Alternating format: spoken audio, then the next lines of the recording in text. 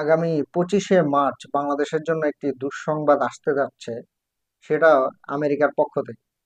বিষয়টি আসলে কতটুকু দূর পর্যন্ত গড়াবে এটা এখন বলা মুশকিল। তবে যেটা আশঙ্কা করা যাচ্ছে যে 25শে মার্চ হয়তো বাংলাদেশের ব্যাপারে আমেরিকার পক্ষ থেকে একটা সিদ্ধান্ত আসতে যাচ্ছে, যেটা বাংলাদেশের জন্য খুবই নেগেটিভ একটি বিষয় হয়ে দাঁড়াবে। তো আসলে বিগত সরকার যখন ডোনাল্ড ট্রাম্প ছিলেন, অর্থাৎ এই জো বাইডেন প্রশাসনের পূর্বে যখন এই ডোনাল্ড ট্রাম্প প্রশাসন ছিলেন, তৎকালীন সময় থেকেই কিন্তু এই বাংলাদেশে এই সংখ্যালঘু ইস্যুতে একটি বিরাট তোলপাড় কিন্তু সেখানে চলেছিল। তৎকালীন সময়ে একজন মহিলা যিনি নাকি বাংলাদেশের বিপক্ষে থেকে ডোনাল্ড ট্রাম্পের কাছে একটি নালিশ করেছিলেন। এটা আমরা সবাই দেখেছি সামাজিক যোগাযোগ মাধ্যমে। তার বক্তব্য অনুযায়ী ছিল, তিনি যে ট্রাম্পের কাছে বলতেছিলেন যে বাংলাদেশে প্রায় 3 কোটি হিন্দু উধাও হয়ে গেছে এবং বাংলাদেশে হিন্দুরা নিরাপদ নয় বা সংখ্যালঘুরা নিরাপদ নয়। তো এই বিষয়টা যখন ডোনাল্ড ট্রাম্পকে জানানো হয়, তখন কিন্তু বাংলাদেশে সোশ্যাল মিডিয়াতে শেখ হাসিনার সরকারের আমলে তখন কিন্তু ব্যাপক তোলপাড় চলেছিল। তো সেটারই সূত্রপাত এখন আবার কিন্তু নাড়াচাড়া দিয়ে বসতেছে। ডোনাল্ড ট্রাম্প যখন নির্বাচনী প্রচারণায় ছিলেন, তখন কিন্তু এই হিন্দুত্ববাদীদের ক্ষেত্রে, অর্থাৎ এই সংখ্যালঘুদের ক্ষেত্রে বিভিন্ন পোস্ট কিন্তু তার টুইটে করেছিলেন। তো তারই এখন তিনি ক্ষমতায় বসার পরে হয়তো সেটারই একটা প্রতিফলন ঘটাতে যাচ্ছেন, এমনই হয়তো আশঙ্কা করা যাচ্ছে। তো আসলে বাংলাদেশে চলমান যে বর্তমান পরিস্থিতি, সেটা আসলে বাংলাদেশের যেই বিপক্ষে যেসব দুষ্কৃতিকারী চক্রগুলো আছে সেগুলো কিন্তু ঘটাচ্ছে। সেই ক্ষেত্রে বাংলাদেশে এই হিজবুত তাহরিরের যে আহ, ইসলামী সংগঠনটি তারা বলতেছে বা দাবি করতেছে যে নিষিদ্ধ সংগঠনটি আছে, যে হিজবুত তাহরির, তারা কিন্তু এই মুহূর্তে বাংলাদেশে ব্যাপক পরিমাণে মানে উচ্ছৃঙ্খলা সৃষ্টি করতেছে। আমরা আসলে ঢাকা শহরের বিভিন্ন রাস্তাগুলোতে দেখলাম যে মার্চ ফর খেলাফত এরকম একটি পোস্টার সেখানে টানানো হয়, এবং সেটা হিজবুত তাহরীরের পক্ষ থেকে। সেই সুবাদে গত শুক্রবারে কিন্তু তারা একটি বিরাট একটা মিছিল বাইতুল মোকাররমের সামনে করেছিল বা বিক্ষোভ বা সমাবেশ করেছিল।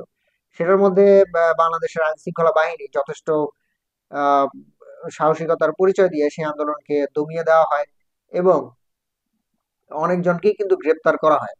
কিন্তু এটা আসলে বাংলাদেশের মধ্যেই কিন্তু আসলে ক্ষান্ত হয়ে যায়নি, এটা আসলে বিশ্বের মিডিয়াতেও কিন্তু দেখানো হয়েছে বাংলাদেশে নিষিদ্ধ একটি জঙ্গি সংগঠন আছে, সেটা হচ্ছে হিজবুত তাহরির।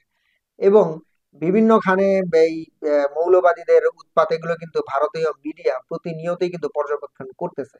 আমাদের বাংলাদেশের মিডিয়া অত পরিমাণে প্রচার না করলেও সেইখানে কিন্তু ভারতীয় মিডিয়া আমেরিকার কাছে কিন্তু এগুলো প্রতিনিয়তই তাদেরকে কিন্তু আপডেট দিচ্ছে। তো সেই ক্ষেত্রে ট্রাম্প প্রশাসনের একজন মানে খুব ঘনিষ্ঠ হিন্দুত্ববাদীর, যিনি নাকি ওই যে আহ, ইসকনের যে সদস্য দল বা ভারতীয় যে বংশোদ্ভূত একজন ব্যক্তি আছেন, তিনি কিন্তু ভারতের এই বাংলাদেশের বর্তমান পরিস্থিতিগুলো কিন্তু ভারত এবং আমেরিকার কাছে প্রতিনিয়তই কিন্তু শেয়ার করতেছেন।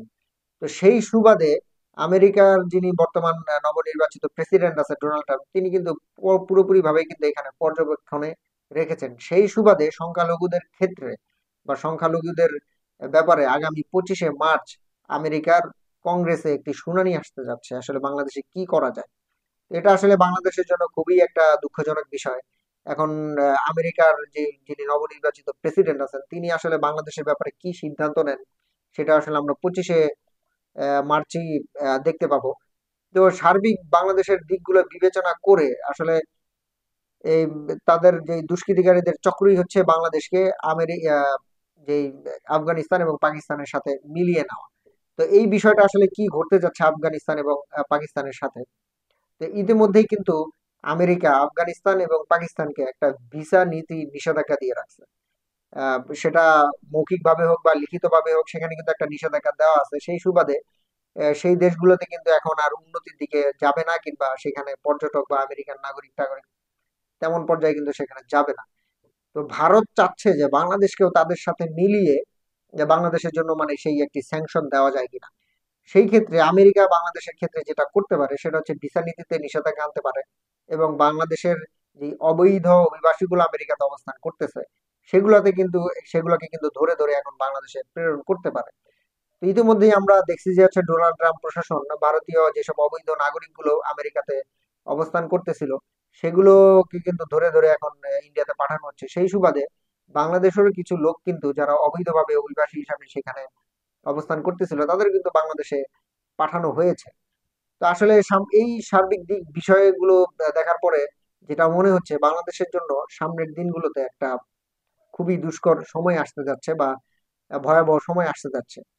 যদি আমেরিকা বাংলাদেশের উপর বিভিন্ন ধরনের নিষেধাজ্ঞা দেয়, বা ডোনাল্ড ট্রাম্প প্রশাসন যদি নিষেধাজ্ঞা দেয়, সেক্ষেত্রে বাংলাদেশের অর্থনৈতিক ক্ষেত্রে ব্যাপক ক্ষতিগ্রস্ত হবে।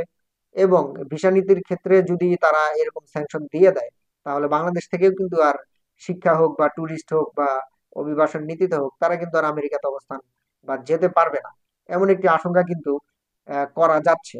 এখনো আসলে পুরোপুরি ভাবে বলা যাচ্ছে না আসলে 25শে মার্চ ট্রাম্প প্রশাসন বা এই আমেরিকান কংগ্রেস প্রশাসন কি সিদ্ধান্ত নিতে যাচ্ছে। তো আসলে ডক্টর মোহাম্মদ ইউনূস আমাদের এই মুহূর্তে প্রধান উপদেষ্টা হিসেবে বাংলাদেশের আসনে আছেন।